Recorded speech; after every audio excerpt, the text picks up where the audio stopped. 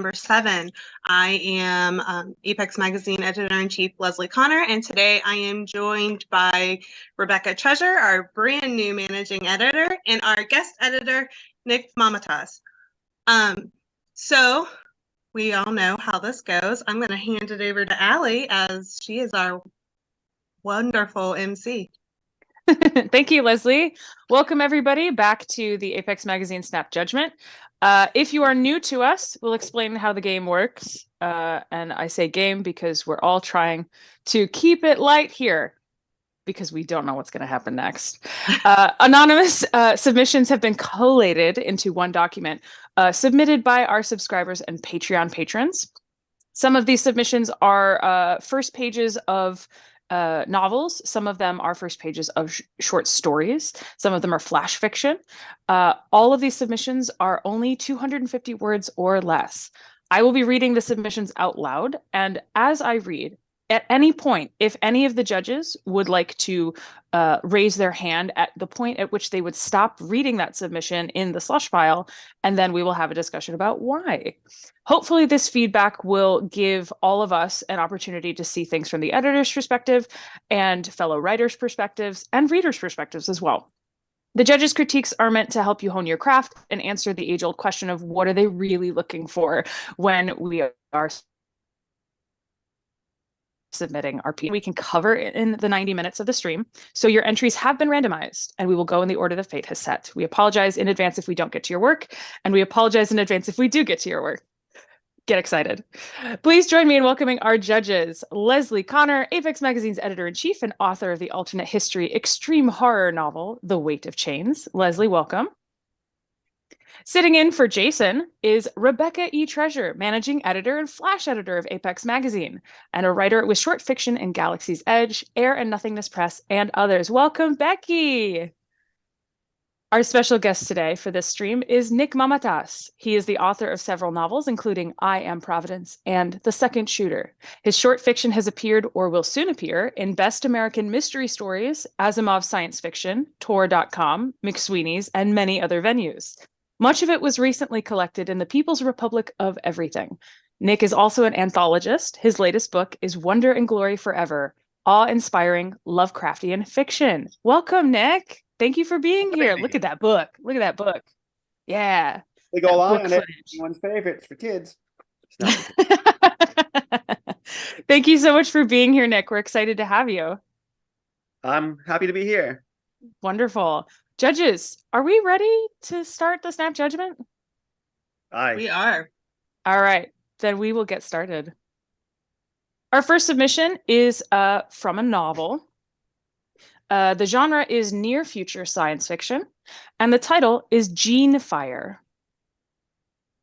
I was with her when she was at the viewing deck, watching as each new flare advanced in every land, as the planet passed and twisted neath her and I can't define what it felt like, witnessing her planet annihilated. My planet. Her arms sank, like they were gently drawing nearer her heart. Her knees melded with the metal girder in the desire to remain near the glass. She was as helpless as a medic watching the final death spasms in a patient she can't save. As I write this, I'm aware that I can't give it the script it deserves. My tears hide my eyes, and I keep replaying the events in my mind. Time passes, and I realize that I've stared at the screen many days and it remained empty. Perhaps in time, I will find the characteristics that defined her, like in all the tragic verse, as she was when I first saw her. I still see her there as I did that day, imprinted in my mind. When I first entered the viewing deck, it seemed deserted, capacity when my parents met. They were maintenance team at the time. Since then, it hasn't changed. It was tight when first designed, and the viewing deck was always small. 10 very dear friends. All right, now we have all three judges' hands are in the air. I saw Nick's go first, and then Leslie's, and then Becky held out closer to the end of the submission. So we'll go in that order. Nick, would you like to start us off with your feedback? Yes, the most important thing in the beginning, especially of a novel, is to organize time and space in a way that instantly makes sense to a reader. So I raised my hand, ironically, at her arms sank, like they were gently drawing near her heart. which to me immediately brought to mind this maneuver. So I'm raising my, for those people who are not watching the podcast but listening, are her hands up in the air as if she's being held in a stick up, and they come down? Is it 0G? Is she hanging on a pull-up bar? Is she have her hands out as in prayer? We don't know, but we should know. And this sounds like a very minor detail, but especially with a novel, what an editor or agent wants to see immediately is mastery of time and space. And if the mastery isn't there, that's one novel of 40 that might come in on one day to some intern whose job isn't to carefully read books, but to get rid of them as much as possible and as quickly as possible. So even small things like that can be enough for some intern whose main job is getting lattes and making sure the toilet paper in the bathroom is overhand, not underhand, to say, I'll put this down and get rid of it. Awesome. Mastery of time and space is such a good way to put that. I think that's really nice. As an actor, I always think blocking in my head, staging, but mastery of time and space is a great way to put that. Leslie, what do you think? The place that I stumbled was where it says, I can't define what it felt like witnessing her planet annihilated, my planet.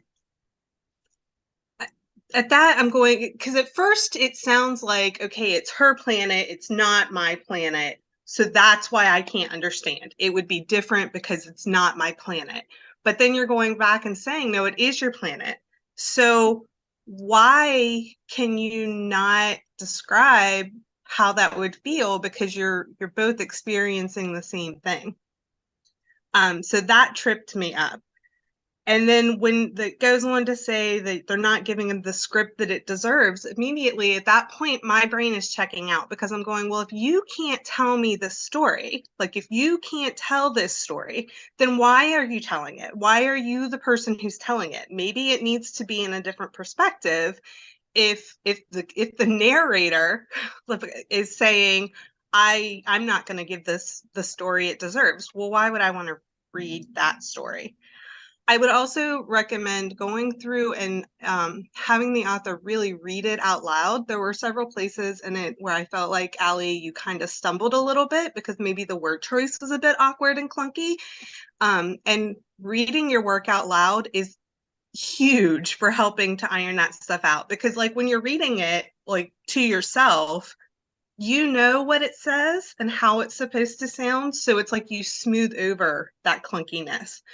But when you read it out loud, you will immediately hear like, oh, I stumbled there, or, oh, this doesn't feel right when you're saying it. So that would be a huge suggestion is first, make sure the person who's telling the story that this is this person who is the best at telling this story.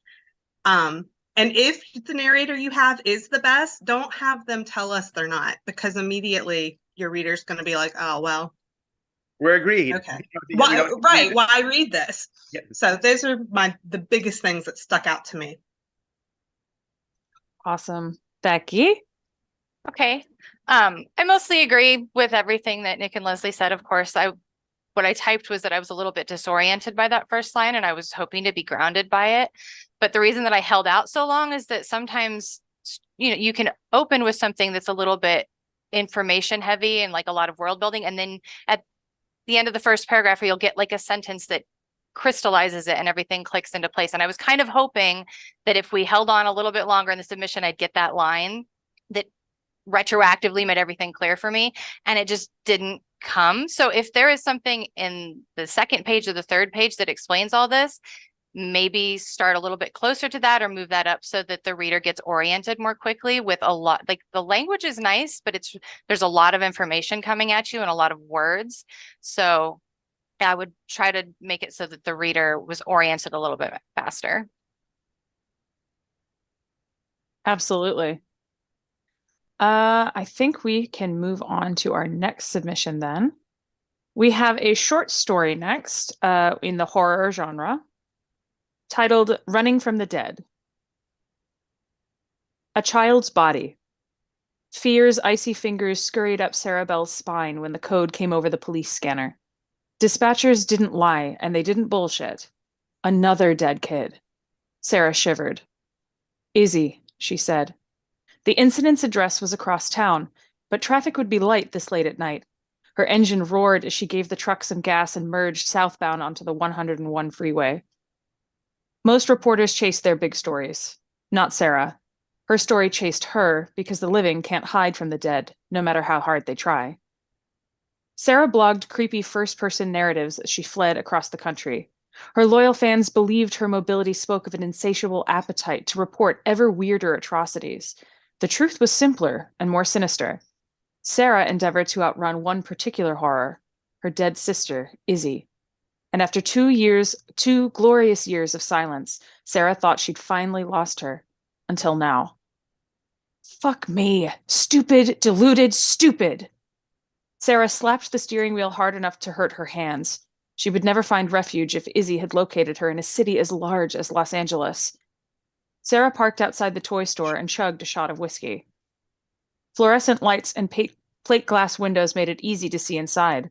Giant bins of colorful beach balls and stuffed animals surrounded and dwarfed a man wearing denim overalls. Sarah figured he was the store custodian since he leaned against a mop handle protruding from a yellow bucket. Poor guy must have found the body. Okay, so it looks like we had Leslie and Nick raise their hands right towards the end there, unless I missed a very discreet, subtle hand raise earlier in the piece. So let's have Leslie first this time. I may have read a little bit more, but this doesn't feel like the opening of a short story for me. This feels like the opening of a novel. Like, I feel like we're getting a whole lot of like build up to a much more expansive story. There's nothing particularly like in it that I say would point out to being wrong. It just felt like you're promising more than what I think will be able to be resolved in a short story word count. Now, I may go on to finish reading this story and be like, wow, they pulled it off, because, you know, it is possible. But wow, you've got a lot of promises here. One of the first things that I wrote down, though, is I would cut that first line, a child's body. It feels kind of cheap, like you're going for the shock value, and it's not giving us any information that we're not getting immediately in that first paragraph. And I think that second paragraph, and I think that second paragraph with about the dispatch and everything not lying is a much stronger hook than a child's body. So yeah, I think basically that would be my big thing, is I would cut that line because it just feels like you're just doing it for shock value. And I would start with that second paragraph. And I hope that you can follow through and give what this opening is promising, but it feels massive for a short story.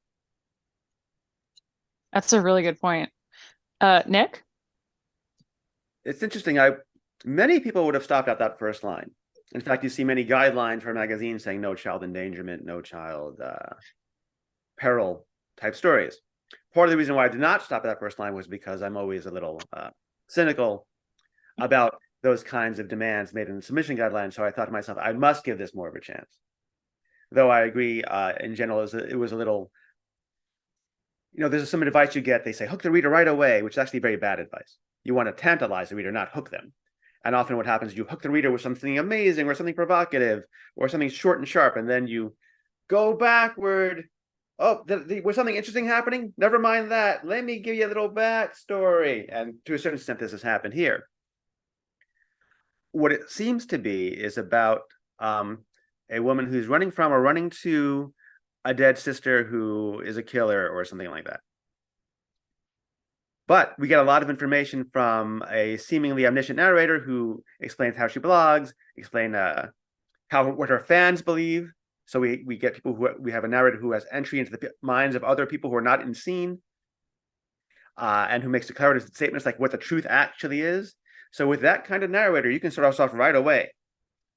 something like, Sarah pulled into the parking lot of the toy store where her dead sister Izzy had killed somebody else.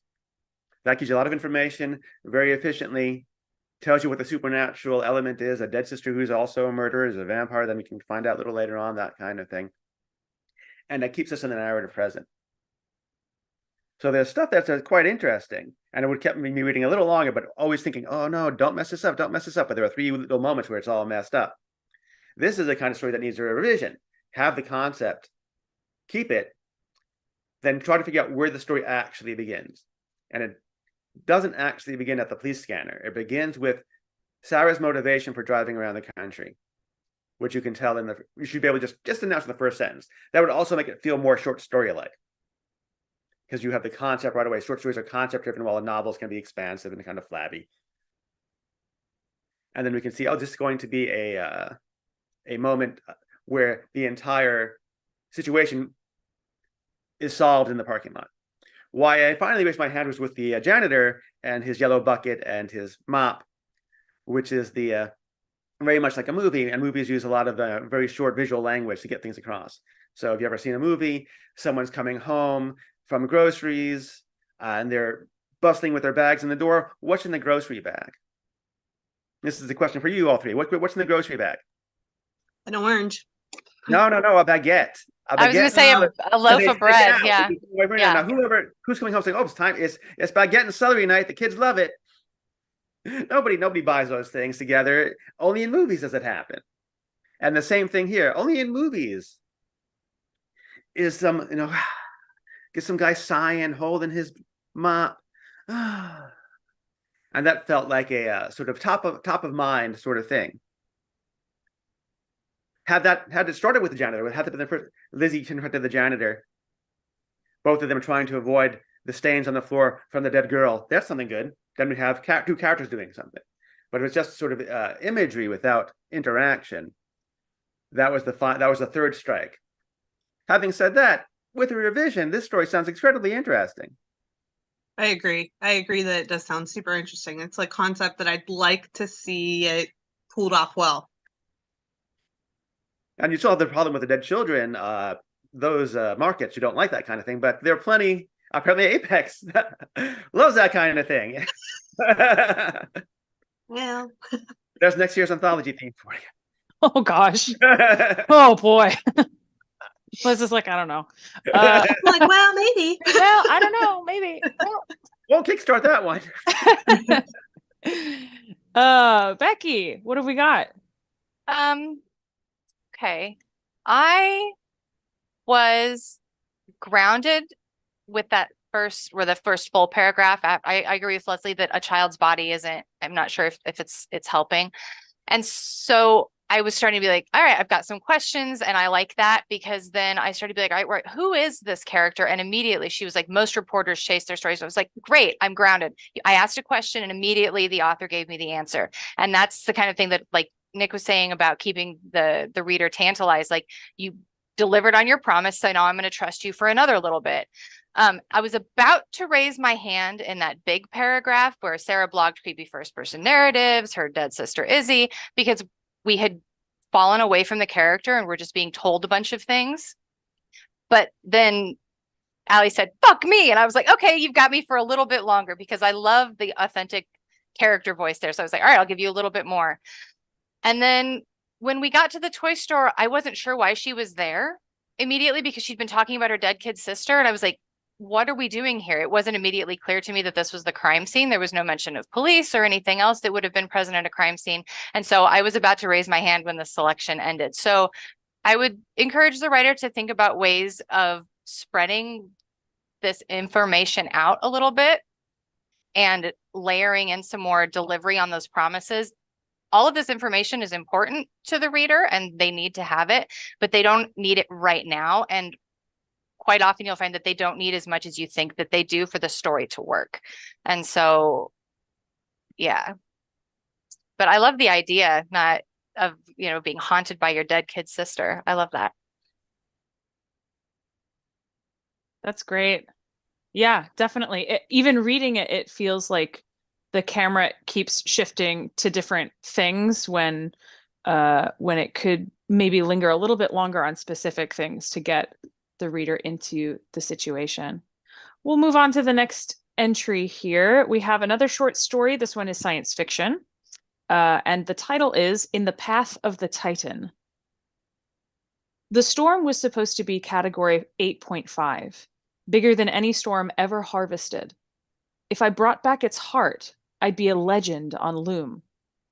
It's not like I set out knowing that it was futile. I'm not that sort of stubborn, and I'm smarter than I let people think. The mission was billed to me from the start as a suicide mission, but at this point in my career, most missions were. I didn't let it bother me. The storm was what we called a glass titan in the harvesting business. It had been eaten through an old metropolitan density, shredded some skyscrapers, and became a behemoth of metal and glass that could pluck a dragonfly's wings in under a second. Glass titans were nasty, and they were hard to track from Loom because of the metal that threw off the sensors. It all came down to instincts and the gossamer glide of a dragonfly. The instincts I had, but my dragonfly was doomed from the start. Loom dropped me off near the projected apex of the storm. Even without sensors, a storm that size was big enough to see from space, or at least from low Earth orbit where Loom liked to sit. So they weren't too far off. My dragonfly was my sweetheart. I was the kind of storm harvester the tabloids hated because I didn't date around anymore. According to the press, Reem Hawat was a vicious old girl, and her days of loving were over. No hands up. This is the first one that had no hands up. Okay, Becky, let's go Becky first. Becky, let's talk about this one. Okay. I was a little bit thrown off by that very first sentence. Let me jump over to the document. Because I was like, I've read a lot of storm stories. Give me something quickly that's going to make me go, oh, what's different about this storm? And then we got to the word harvested, and I was like, all right, yes, now I'm intrigued. Getting brought back to the heart made me kind of wonder, like, is this science fiction? Because that sounds a little bit fantasy-esque, but I was like, we have in-world terms, but that's just was a question that was raised in my mind by that term that I'm going to want to have answered, by the story as we go on. I thought it did a good job of staying close to the character. I thought we were starting to get away from it with the storm was what we called a glass titan, but we dropped back into the character in the harvesting business. So you're keeping it close to the character's perspective, which I really thought was well done. And then Dragonfly's wing raised a question. I was like, what does that have to do with giant storms and destroyed cities? But again, the writer delivered that information shortly after that and kept me grounded and oriented. So there was a lot of world building and character done in this, and I would have kept reading. Awesome. Nick? I agree. One thing that may not be obvious to the people who are listening, Dragonfly was capitalized. So it sounded more like a ship immediately or some kind of device. So I thought that was good in science fictional. I agree absolutely with Rebecca. Harvested, where there's an example of tantalizing somebody. Intriguing them, not with a hook saying, I was torn to shreds by a massive storm, but there are storms and we can catch them. I thought that was really good. I love the idea of catching an entire storm. I like the idea of the glass titan. Apparently these storms now can destroy entire cities, and I presume in some sort of tornado-esque way, keep the physical material skyscrapers in the air.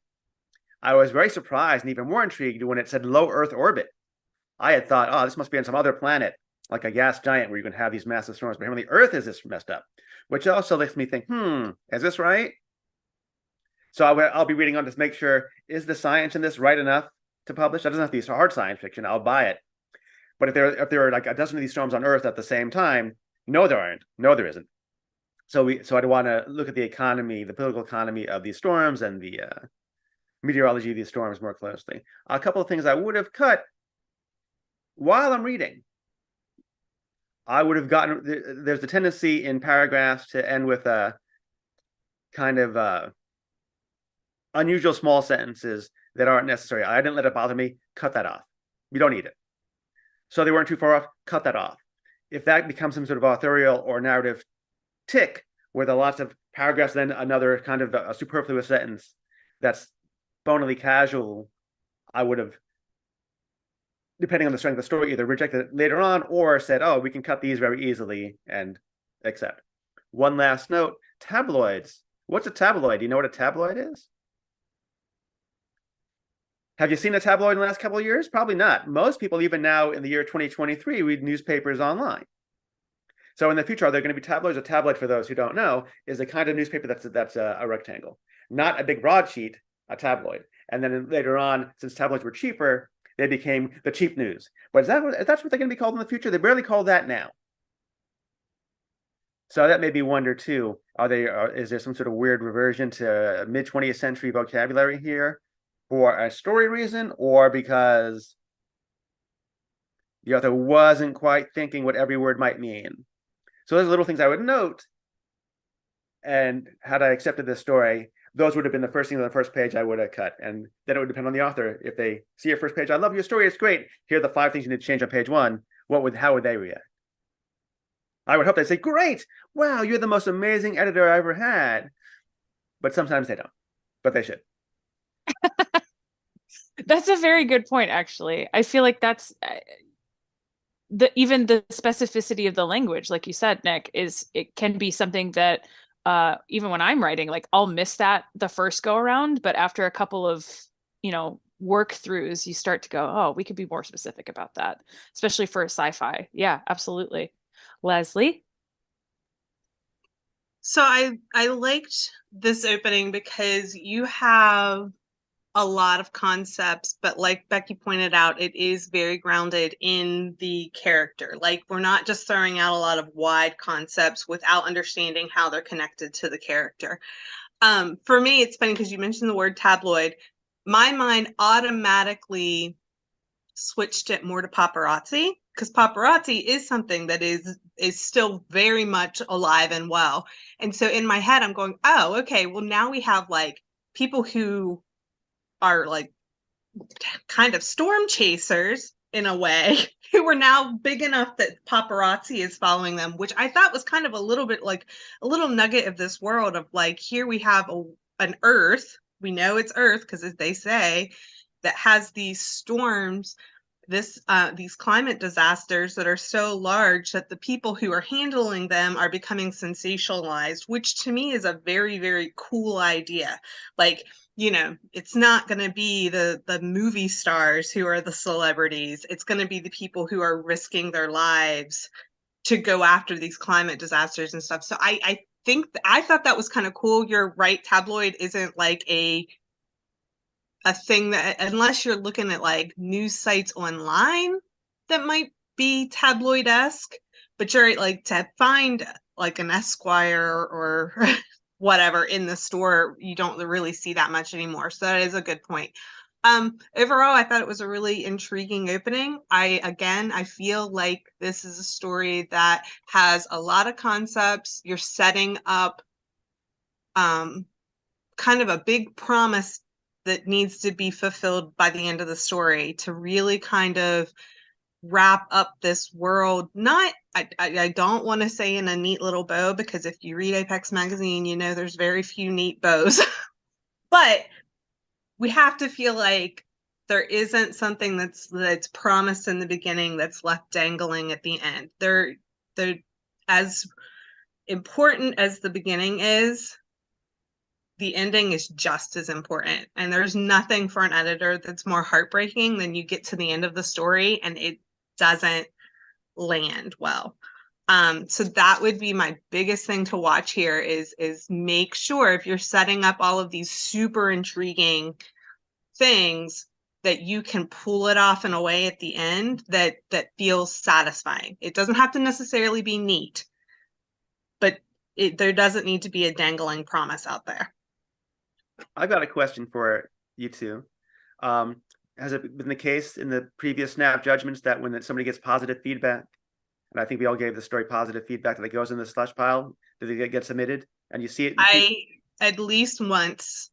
Now it could be there's been more than that, but at least once it's made it all the way up to me. So I hope this person submits this story. Yeah, no, I would love to see this story because I want to know. That is a great question, Nick. That's very interesting. I don't think we've ever talked about that before. Where these end up. Multiple times I have personally requested that people send me their stories on Twitter so that I can read the rest of it, but like I don't really work here. All right. That was really cool. I love the concept of that one, and I love the feel of the introduction to that. I would love to see what happens in that story. That's very interesting to me. Our next entry is a short story, fantasy genre.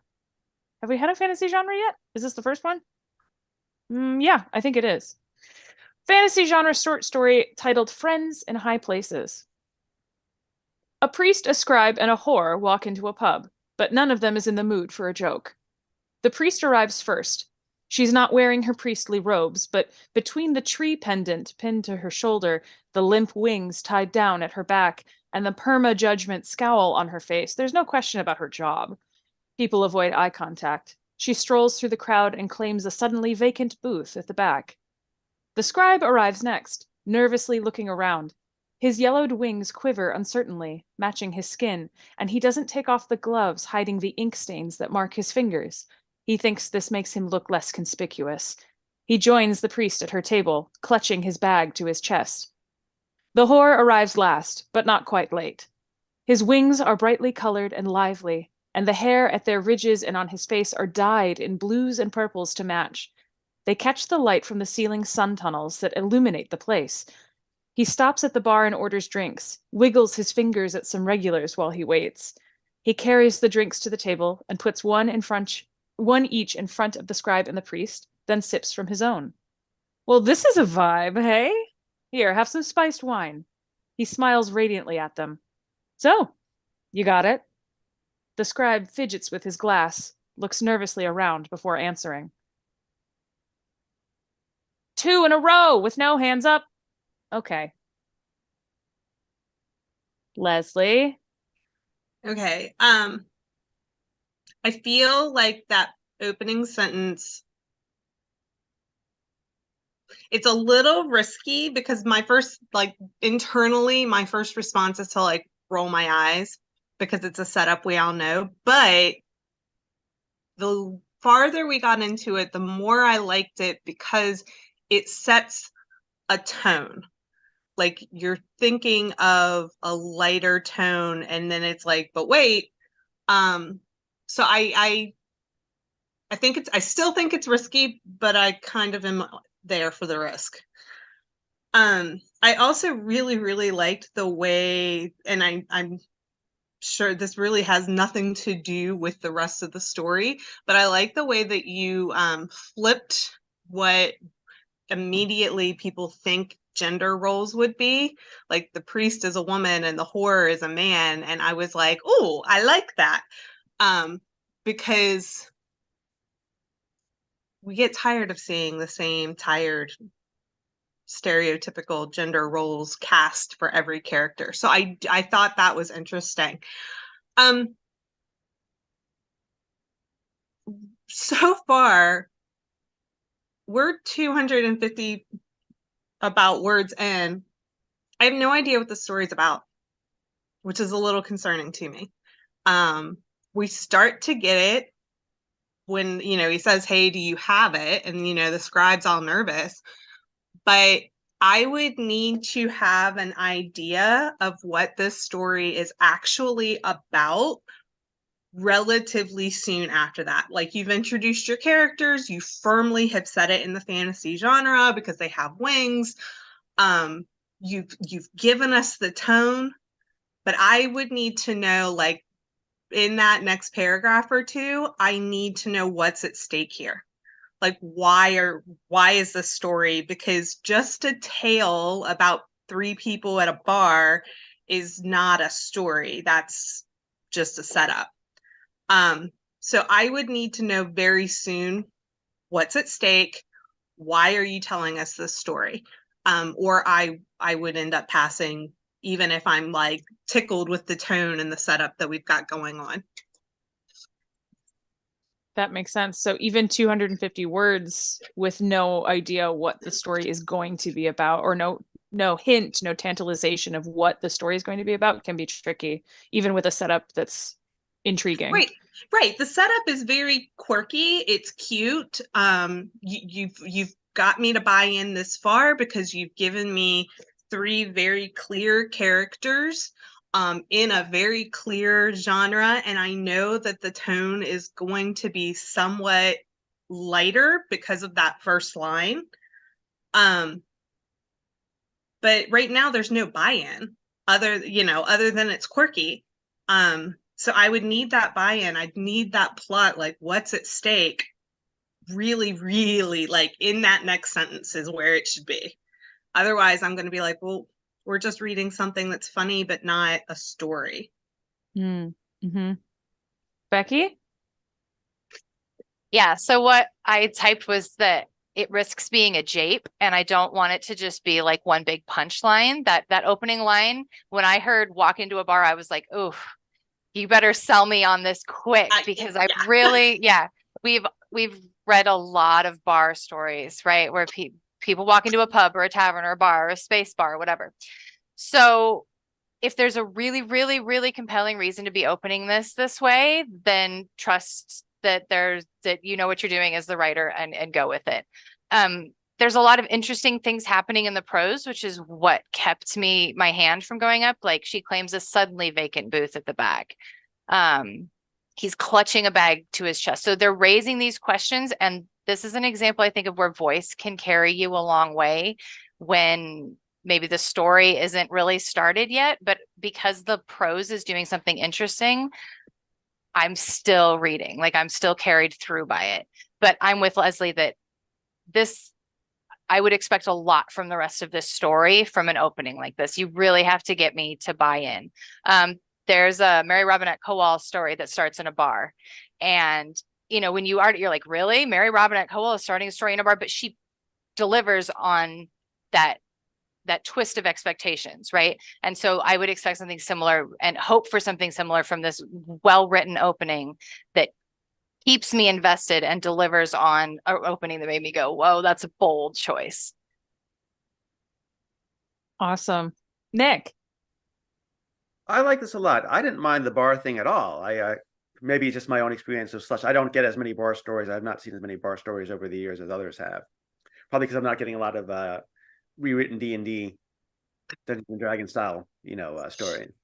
So I was excited for the first sentence. I liked, oh, there's a horror in it. Great. I'm excited about that. And a bar.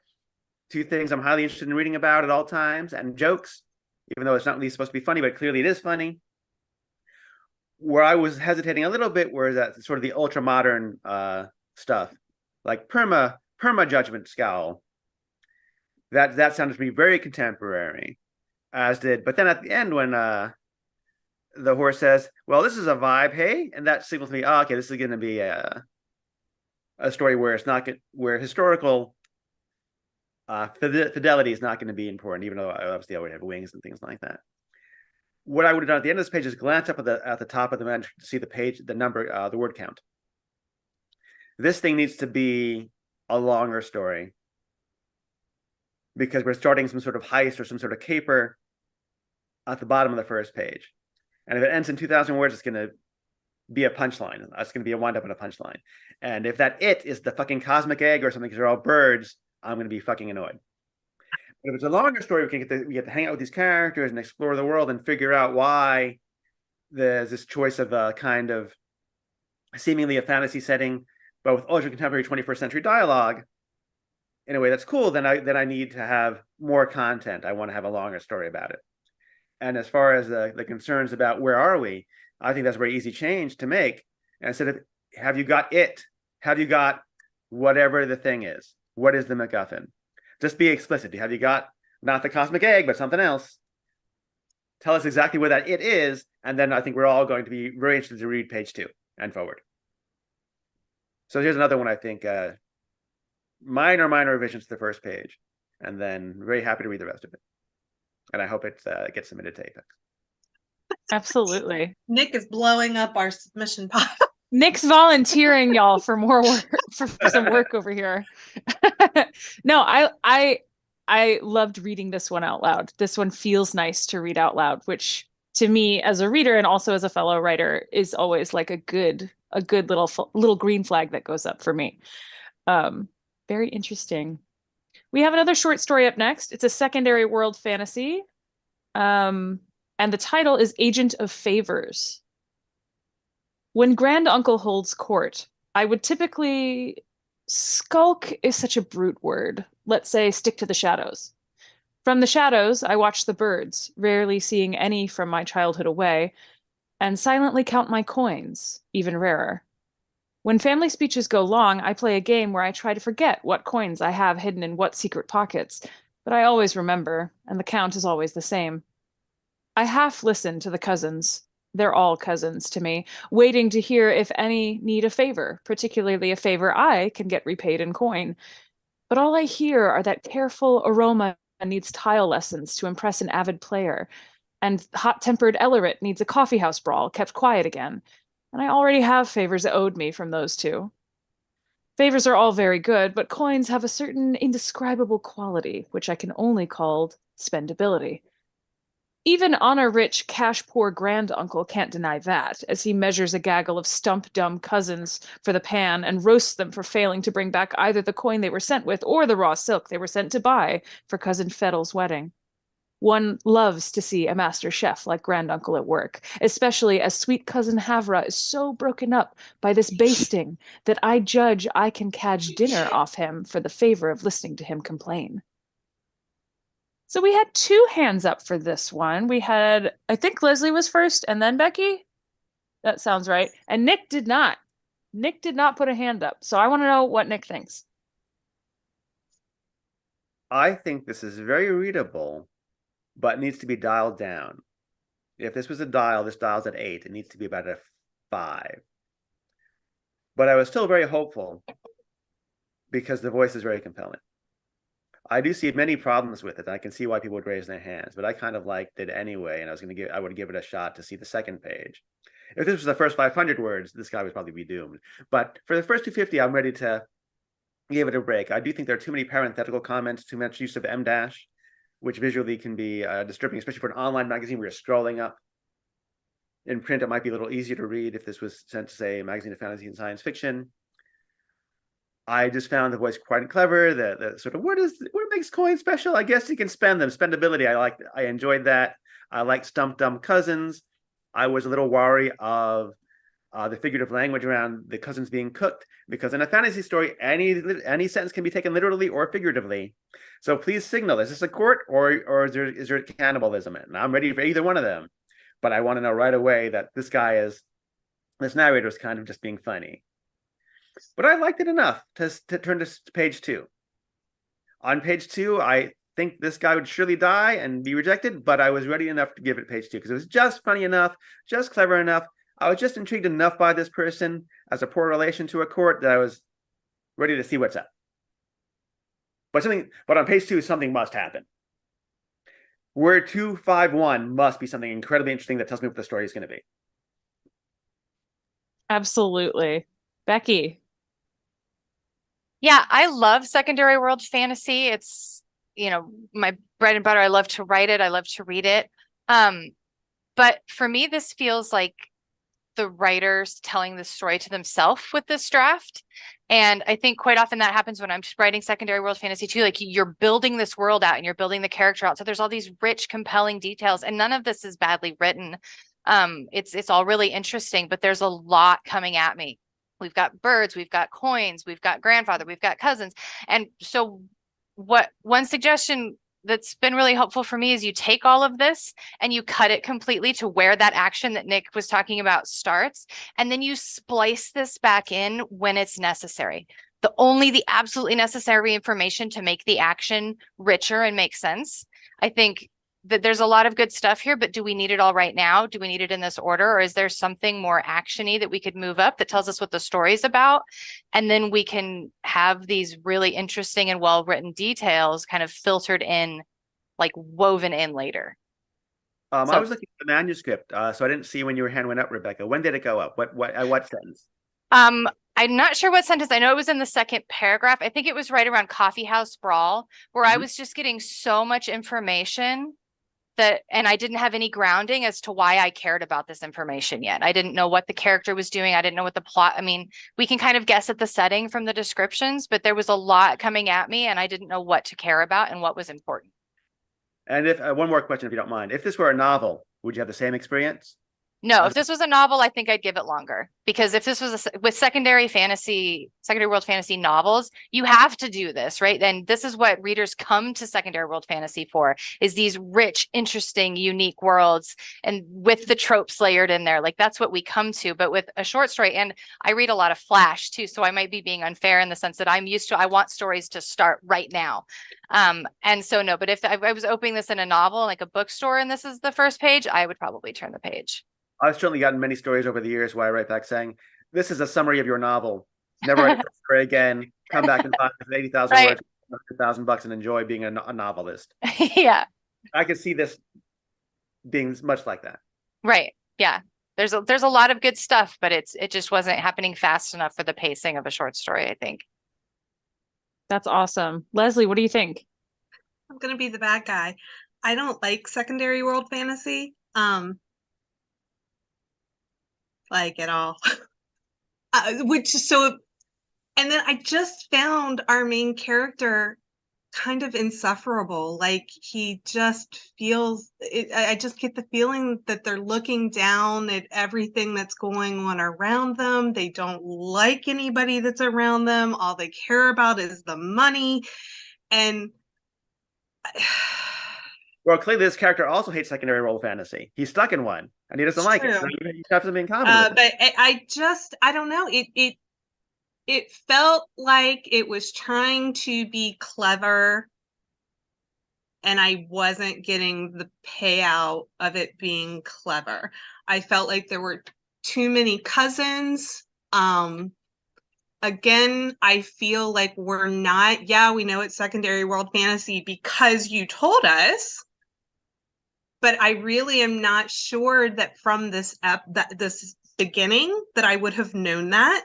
Like, is this uncle holding court? Like, is it an actual court, or is it a backyard barbecue? And he's holding court with the family because he's the patriarch of the family, and that's what he does. Like, there's nothing that tells us. And I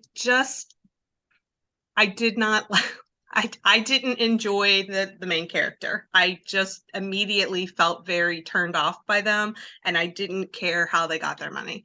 So I'm sorry. This is a me thing, obviously, because Nick and Becky are like, I keep reading, and I'm just like, no.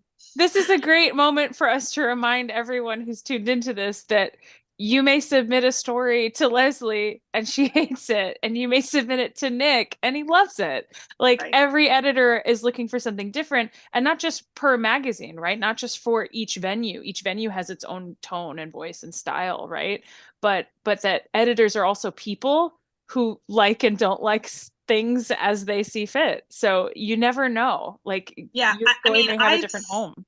I have said it before. Like, I know that Apex Magazine, we publish fantasy, but like strong second world fantasy is such a hard sale for me, because it's just not what I get excited about.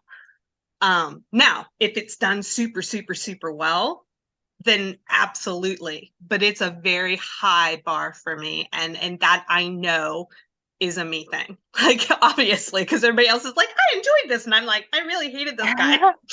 No, I think that's a really interesting point that Leslie made, that we're being told the genre of these. I think I would have pegged this as secondary world fantasy from maybe the second paragraph with all the cousins, but that's something to always look for in your short fiction, right? Is it clear from the beginning what genre it is? Because most places, if they have a drop-down box at all, it just says fiction or poetry or nonfiction, right? You're not telling the editor what genre this is. So make sure that's on the first page. And I've had something else to say that was brilliant, but you guys don't get to hear it because I forgot. That's such a good point, though. Exactly. That, like, the things that would have tipped me off to it being secondary fantasy is calling it coin instead of like money or cash. He repeatedly says coin. I'm assuming it's a he, actually. That's a vibe that I was getting off of the text. I was going to say that as a reader, this when I read this silently to myself, I got lost in the sentence structure. Nick pointed out the em dashes and the like parenthetical thoughts that the narrator's having. The narrator's like musing and like having this like very indulgent moment of, ugh, these cousins of mine.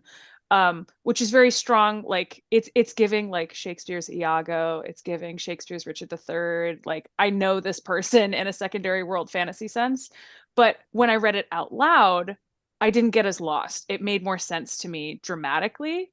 But that's a good thing to know when you're writing something like this, tone-wise, that if it makes more sense when it's read out loud versus when it's read silently, you have to find a happy medium, right? Because Nick pointed out most things are being published online. You're scrolling them structurally. I remembered the other. Oh, sorry, Nick, go ahead. I felt the signal for secondary world was coming from the naming, which I enjoyed very much. I enjoy the character names quite much because they sound almost like names on this planet, but not quite.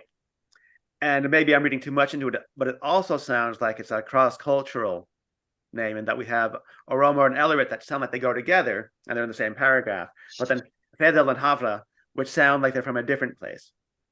So it sounds like it's a pretty broad world where there might be two cultures, one broadly more like Eastern Europe, one broadly more like Western Europe, or even North Africa. And I like those names, and that told me, this person's thinking pretty cleverly about naming and structure and that sort of thing. And they have a coffee house suggests there's a lot of trade going on. So I was into it, and I enjoyed that kind of thing. Having said that, I don't like secondary fantasy when it's all about, and I got to get this sword and I got to kick some ass and they're fucking goblins that jump off their fucking heads.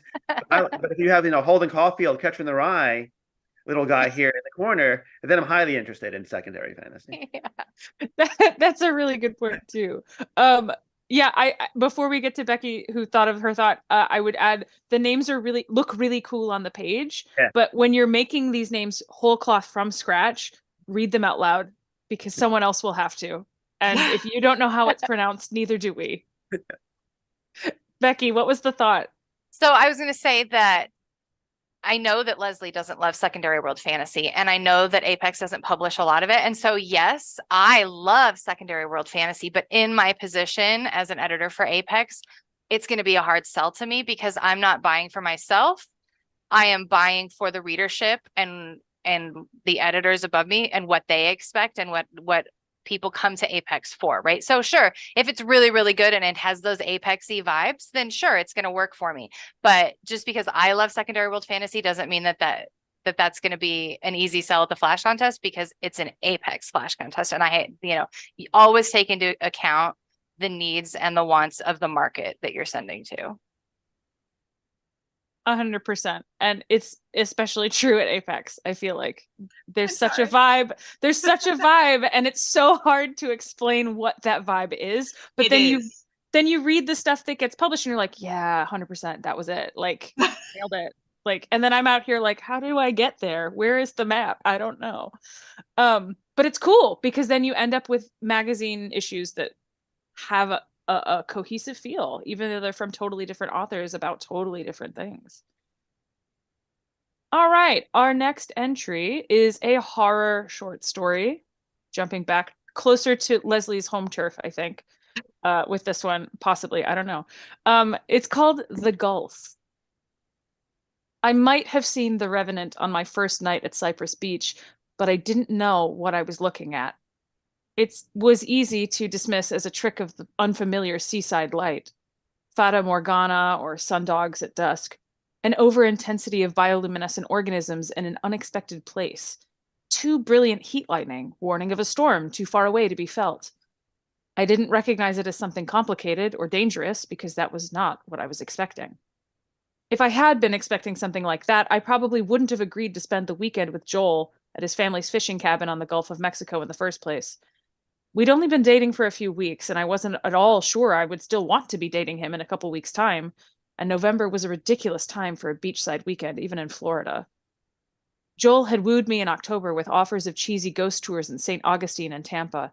They had been fun enough dates, but Joel leered at the ghost stories in a way I didn't like. There was a kind of insincere irony in the way he looked at things, as if he was a step removed. I wanted the ghost stories to mean something. He just wanted a laugh. Still, when he told me Cypress Beach had ghost stories of its own and promised to fill me in on the local lore, I agreed to go. So for this one, we only had one hand up, I think, from Nick. So we'll have Nick go last. Let's have Leslie go first. I probably should have put my hand up. Do you know when? Or where? In that clunky second paragraph. Well, it feels very clunky in places. Like I spend a lot of time because I'm reading it as you're reading it out loud, but I'm very in tune to how it reads out loud. And it just felt like I'm taking notes and I'm writing down like wordy, because it's like how many times it was like unexpected, then I had been expecting, and I just kind of was like, felt like we're rehashing kind of the same thing over and over and over again. And I don't know, we open with, I might have seen The Revenant in my first night at Cypress Beach, but okay, how long was that ago? Like, we have no sense of like what's at stake, other than she has a bad boyfriend that she doesn't necessarily want to be at this place with.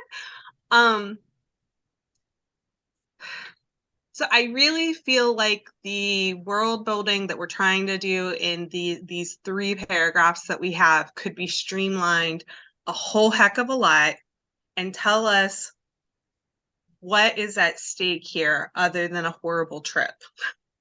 Because it's like, yeah, you're telling us there's a revenant, but you're not telling us anything about why that's important. You've just seen it. And you've seen it an unknown period of time in the past. So I just felt like the agency wasn't there. Interesting. Becky? Yeah, I was very close to raising my hand in the first paragraph when we hit overintensity of bioluminescent organisms in an unexpected place. Those are a lot of very syllabic words. After we've already had Fata Morgana or sundogs at dusk, like we understand at this point that the character's grasping for astronomical or other reasons for what they saw. And I felt like that was a beat too far. And it was a very like wordy beat, right? And I think that's a temptation that we have to try to be like pretty with our prose and show off, like, look at this beautiful thing that I can create in your mind. But I think that we already had the image and that we didn't need another one in our mind.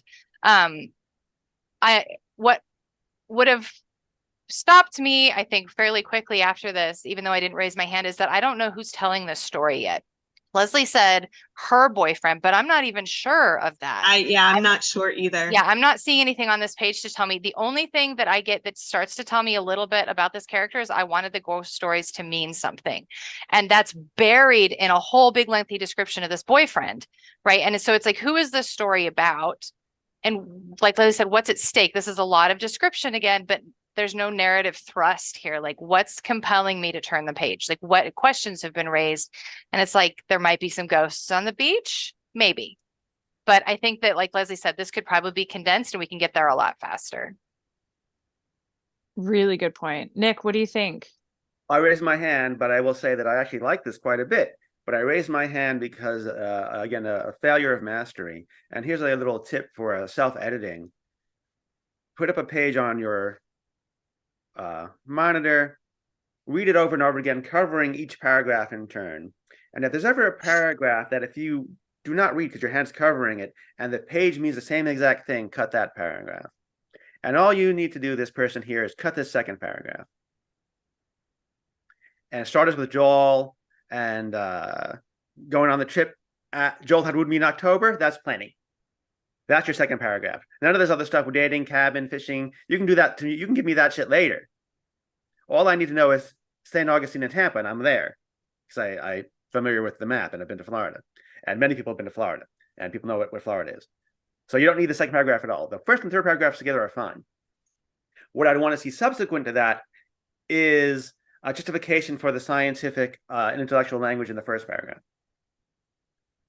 if this is sort of a person who's very, it sounds like this narrator is very deep into ghost stories and very deep into rationalized explanations for them, and that's the stakes. He or she, I'm presuming she is a scientific skeptic. Joel is a dipshit. She sees something scary on the beach. That's your story. Good. Now don't put yourself in your own way of telling the story by going, oh, but first, some boring ass shit in this second paragraph. Just get rid of that second paragraph. The story's going to give you good.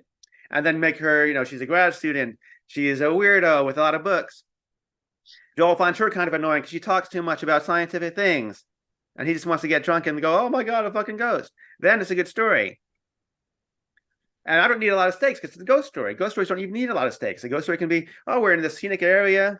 Oh, I'm telling you a story about some ghost story, then a ghost happened. That's many, many ghost stories are just like that. That's M.R. James, top to bottom.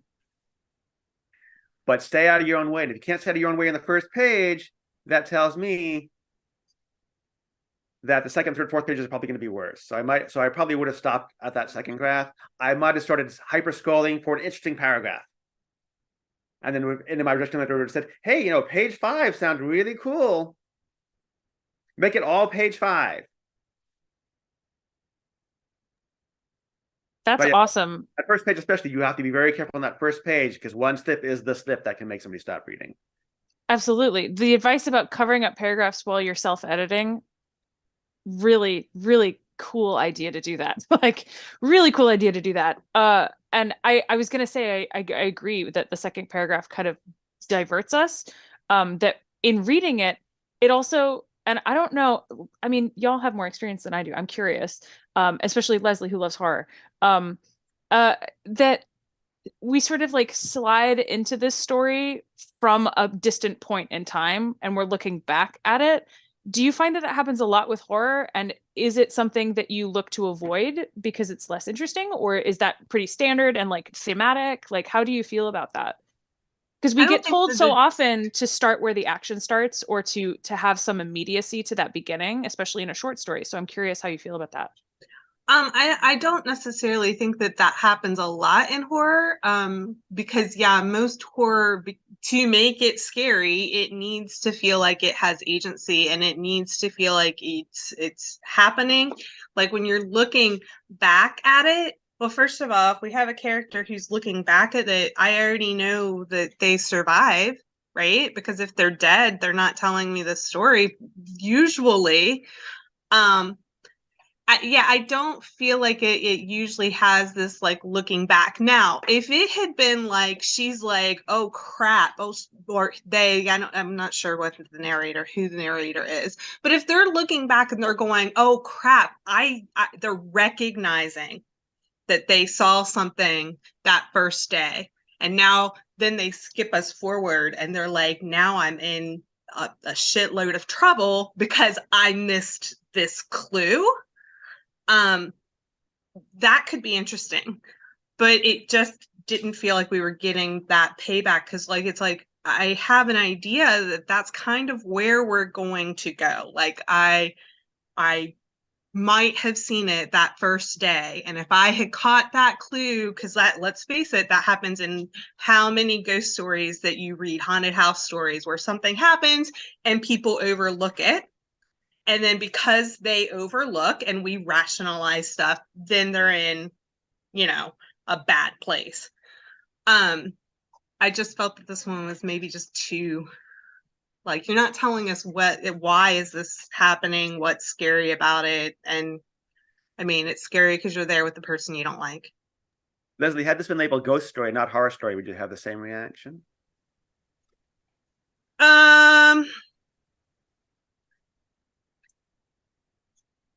I might have given it a little bit because ghost stories could be more memoristic. They can, and it's like ghost, not about danger.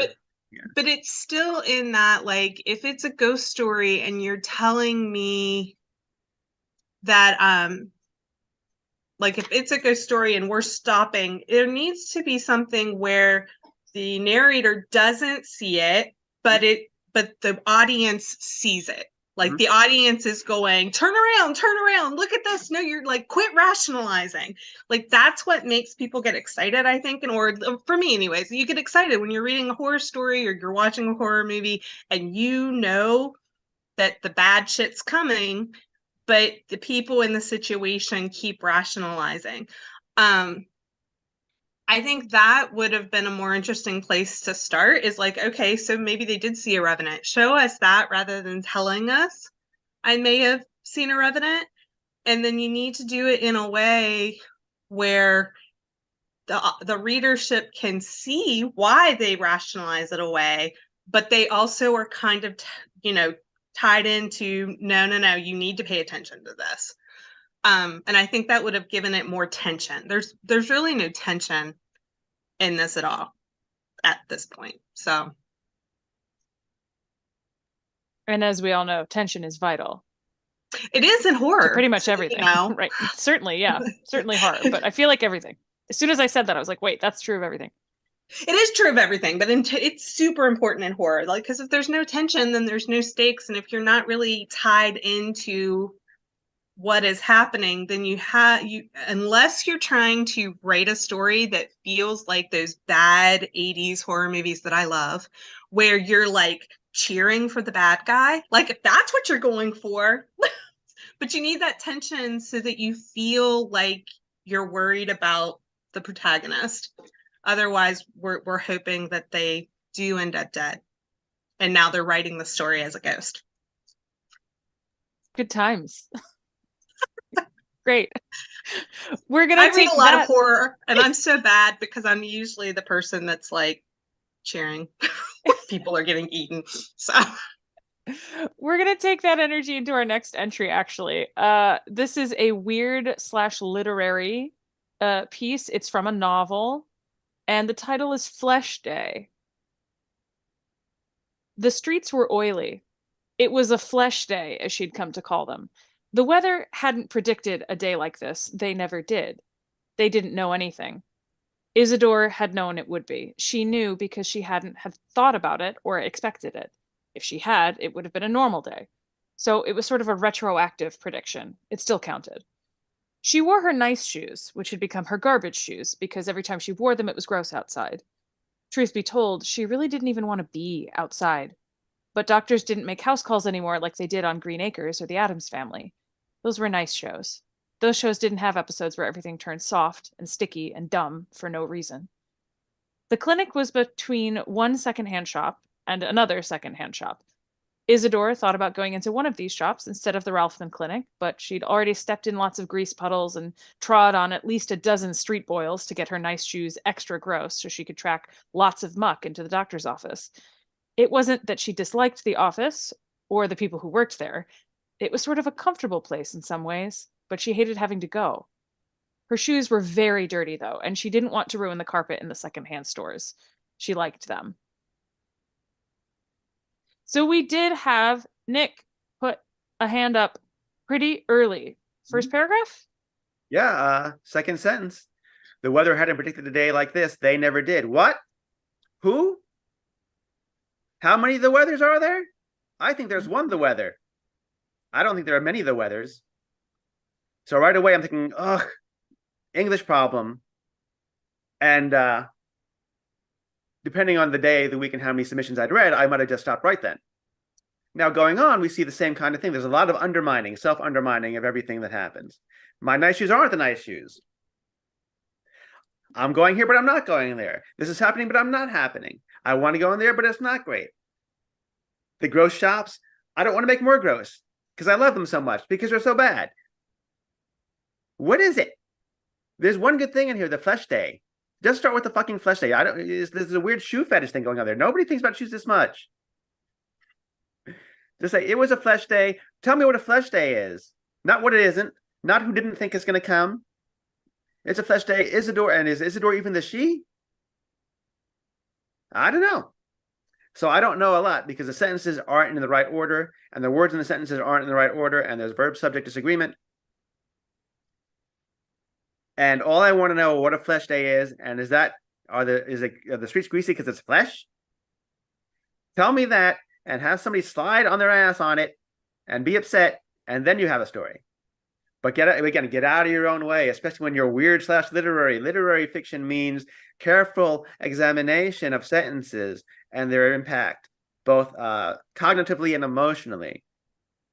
And this is not that. Weird fiction is about unusual and ineffable things happening. That's Flesh Day. That's good. But when you're going to be that weird and unusual, get out of the character's mind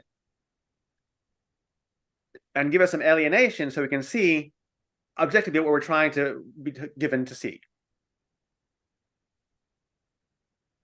Absolutely. Leslie. The first note I wrote down, I mean, I'm kind of right with you, Nick, because I just wrote circular. Like we're just going, I felt like we were spinning our tires going over kind of the same thing in this circular pattern. And it felt almost like every single sentence was sort of that way. Because things were so repetitive, and then it was like you would say one thing and then it would veer off and you'd be like, oh no, but no. And so yeah, I found it very circular and repetitive. Again, you know, it just wasn't grabbing me. Like, what is like, why are they going to the doctor?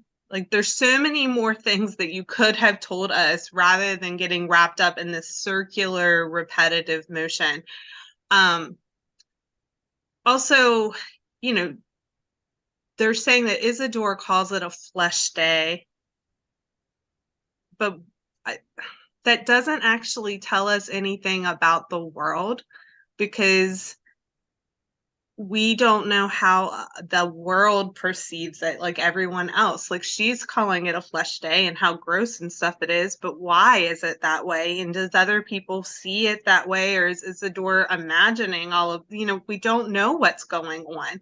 So I really think that, well, it is a novel. We're gonna say, I'm making the investment of 300 pages. So we had Agent of Favor before, which we said should have been a novel. That was the guy with the claims, because his voice was compelling enough. If there were fewer parentheticals, that we're ready to find out what all these cousins were, if we're going to dive in for 300 pages. This one is saying, do you want to spend 300 pages with this person? No. I want to spend 300 pages with a fleshy sidewalk. Sure, I'll do that. But find somebody else to tell me about it, because this shoe person is not doing it for me. Yeah. No, I think that you're right. I feel like the character is getting in their own way. Yeah. Like, break out of this and like move the story along rather than getting bogged down in all of this circular repetitive language and thought process. And then it could be super interesting. Like, once the story gets going, I would hope that it could move along and kind of drop that. And I think that if you can kind of take that out of the beginning, you might have something. But as it is, it's very repetitive, very circular. China Mieville has much to answer for. This reads like somebody who's read a lot of China Mieville and has given it a whirl, but doesn't quite have the language skills that China Mieville does. That's a good point. I feel like the other thing that came to mind for me was Nona the Ninth, Tamsin Muir, that like there's this sense of like dangling information just out of reach, and our POV character is very strange.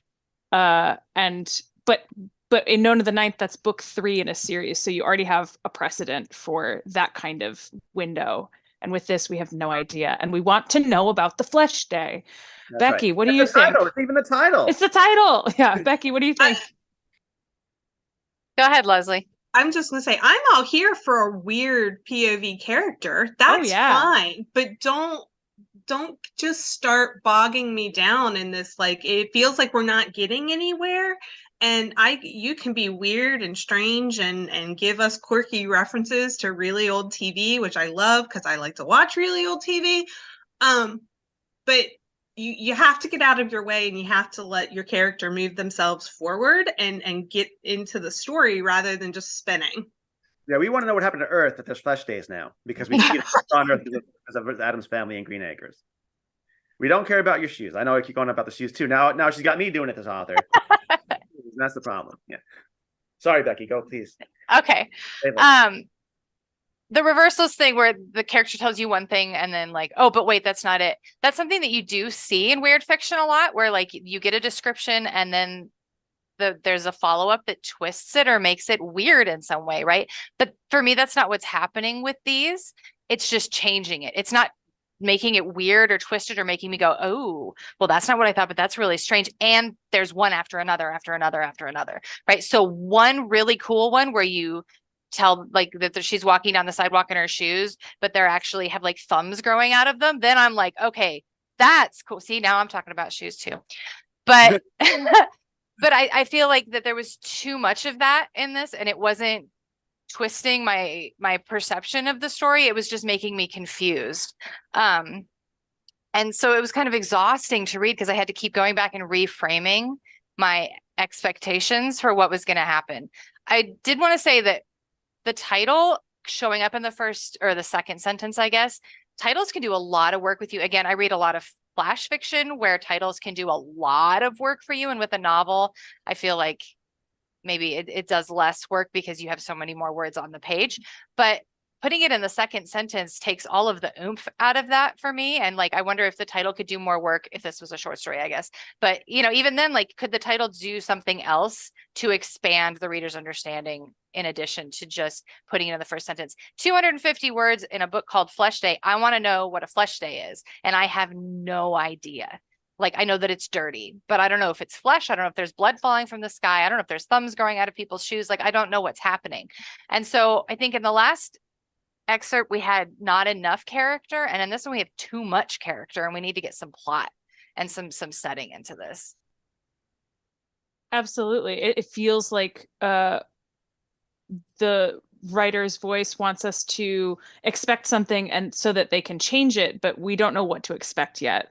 We're not there enough to expect anything, except Flesh Day, because it's in the title and it's in the second sentence, and we want to know what it is. Why is it Flesh Day? Why is it not Goop Day? Why is it not Mushy Day? Because we have that sentence that says things turn soft and sticky and dumb for no reason, but that also doesn't tell us why it's Flesh Day, and that makes me so nervous. Reason. I'm reading the book for the reason.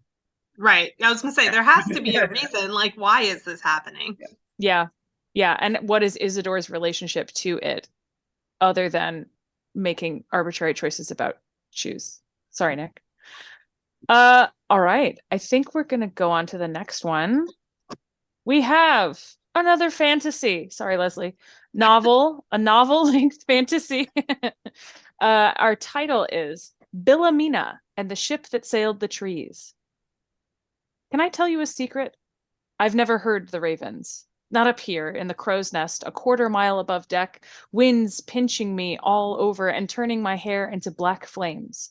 Not when I'm shouting, clouds clagging my mouth, wings beat fast, east, east, south. Not when I'm flinging my arms and the sky tugs me anchor-like and I tuck my feet tighter under the iron bar.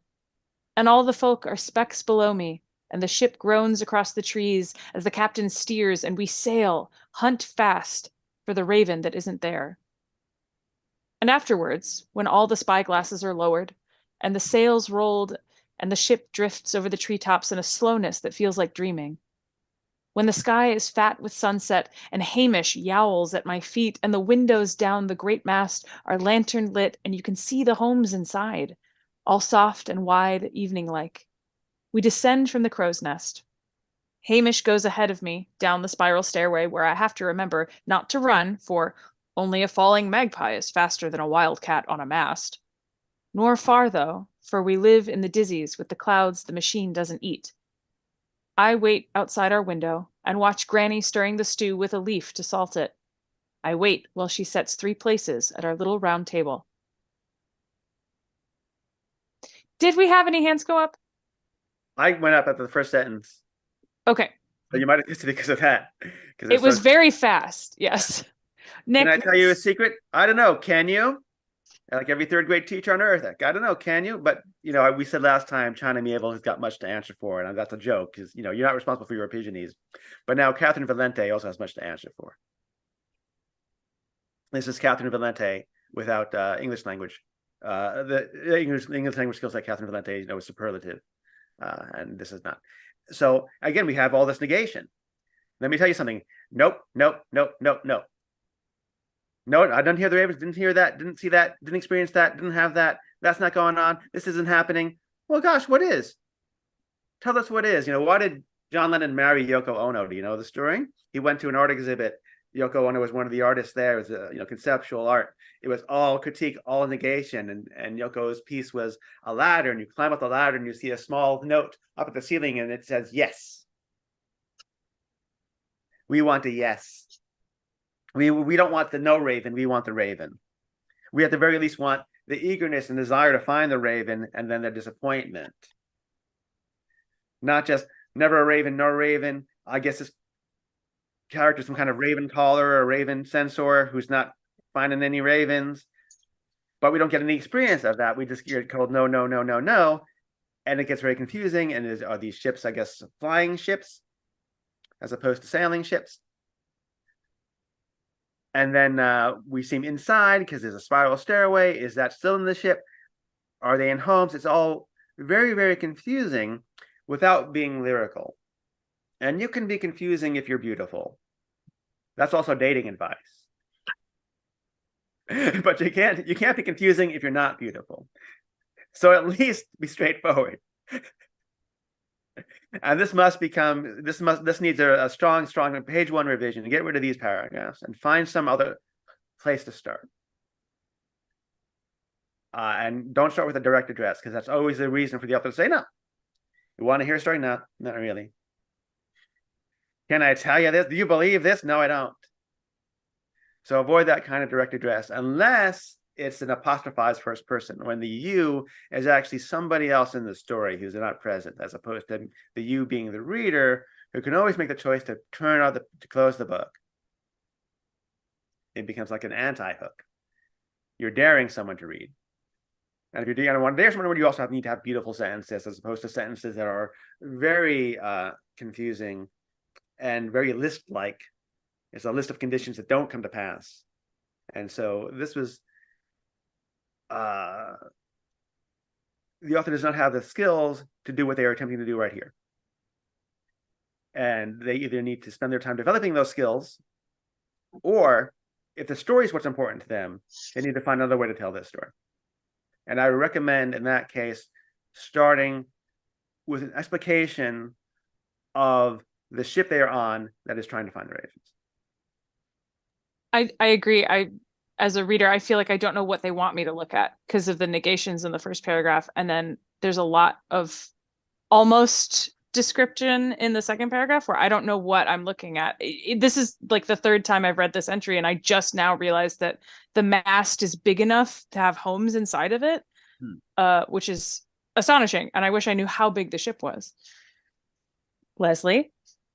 I was buying into this one a little bit. I would suggest rewriting that first paragraph about looking for the ravens to make it active, not telling us what they're not seeing or not hearing, but tell me what they're doing. And then maybe at the end be like, despite what I'm doing, I haven't heard a raven.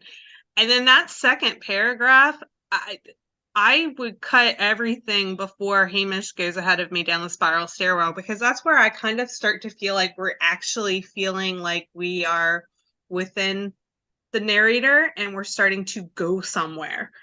I just feel like this one starts in the wrong place. And I love the idea of you have the ship that's sailing over trees. But story is not starting in the place that's going to keep the reader going. We need to understand these ships. We need to understand this society. And this is super nitpicky, but when it says watching Granny stirring the stew with a leaf,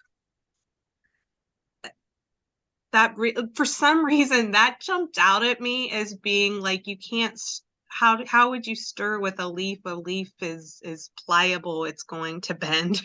So it was, I just, that like jumped out at me amid everything else that you're reading as like one thing for my brain to be like, that doesn't work. So I would just kind of like really watch for that sort of stuff. You don't want little tiny things like that that are going to grab the reader's attention and yank them completely out of the story. Because I was desperately trying to get into the story because I so love the idea of ships that are sailing trees. Like that's a wonderful visual idea. But that definitely yanked me out, even though I was trying very hard to stay with it. So yeah, stirring it with a leaf either makes me feel like they're very, very small suddenly, and maybe the ship's not big, and they're very, very small. Like we're doing a Secret World of Arrietty thing, maybe. Are they mice getting these ravens? Maybe. Yeah, who knows? Yeah. I mean, well, and the other thing too that sticks out, because you mentioned that specifically, Leslie, is it's in quotes. I have to remember to run for, quote, only a falling magpie is faster than a wildcat on a mast, unquote. And now I'm like, okay, we've mentioned the ravens, we've mentioned magpies now. Is Hamish the wildcat or is the narrator the wildcat? And if not, why are we talking about wildcats? I took that to be some sort of like local like a saying that makes sense in the world, and they're just trying to like. So I would go with that. Like I'm okay with that. I like the fact that they put it in quotations because it very much tells us like this is an old saying, and that maybe this society has lots of little sayings and like old wives' tales that they use to kind of build their society around. So I was okay with that because it very much set it apart of what it was. I just yeah, it is a lot of we're not quite sure what you're actually saying. Not sure what we're looking at. Becky, did you have any thoughts? Yes, I'm going to contradict because I liked the first paragraph. For a fantasy novel, and I think that so for me, Billamina and the Ship That Sailed the Trees sounds like it's aiming at a slightly younger audience. So that question at the beginning, because I was kind of assuming this might be a little bit younger of an audience, that didn't immediately turn me off. But I will say, I think opening with "I've never heard the Ravens" is still stronger. Like, I think the question is fine, but "I've never heard the Ravens" raises so many questions and tantalizes me to go on. So I thought that the descriptions in the first paragraph were interesting. It did a lot of world building. I liked the word folk. I liked hunt fast. I thought that that was doing some interesting things with the world. The second paragraph gets bogged down for me, like they were saying. I think that I don't have enough of a grounding. I want to know why we're hearing ravens and why we want to. And I know in a novel, we don't want to do all of that right away, but it's the first thing. And so it's that idea of like making a promise and then delivering on the promise, and making the promise and then delivering it on the promise, right? So I'm not seeing a lot of delivery in this excerpt, which makes it hard to turn the page, especially if you're, it's 9 a.m, you've got 40 other submissions to read. Like that makes it really hard to go on if you're not getting that promise that the writer is, that you're in good hands with the writer. Absolutely. And we know that this is a novel. So we know that if we picked up this book in a bookstore, we would already be holding it and looking at it and getting the sort of cues from the title and the cover and the size and all of that to help us decide whether we're going to buy into it as a reader. But in terms of, as we've discussed, the slush pile, it can be a very different experience. So that definitely makes a lot of sense. I have unfortunately been given the signal that we are really out of time. We got through several of these entries, but we obviously did not get to all of them. So if you did submit something and we did not get to you, we are sorry to have missed out on an opportunity to talk with you in proxy about your work. But thank you to everyone who did submit and bravely bore the brunt of this affectionate criticism from all of us. We enjoyed these several of them. We wanted several of them to be submitted. We did. Yes. No, this was I think we had a lot of positive things to say today, which is really cool and exciting. Thank you, Leslie, Becky, and Nick for joining us today as judges. And thank you to all of you out there who tuned in live to the stream, and all of you who are watching it or listening to it after the fact. We appreciate all of you, and we hope that this was fun and educational. If you enjoyed what you saw or heard here today, be sure to visit us online at apex-magazine.com and follow us on Twitter at apexmag. You can support us by becoming a backer on our Patreon or subscribing via our website or waitlist books. I am your host and narrator, Aly Grauer. I can be found on Twitter at Dreams to Become. If you want to send me your stories to read all of them, I will. I absolutely will. No one has taken me up on it yet, so maybe it'll be you. Thank you all for submitting. Thank you all for joining us. Thank you for the insight and the exciting comments here. Nick, this was really great. I speak for all of us. This was awesome. Thank you so much for being here. I'm available every month. We're gonna hold you to it probably. And as I said, we appreciate all of you. We thank you very much. We look forward to seeing you at the next Snap Judgment. And that's all for now. Thank you for listening. Thanks, everyone.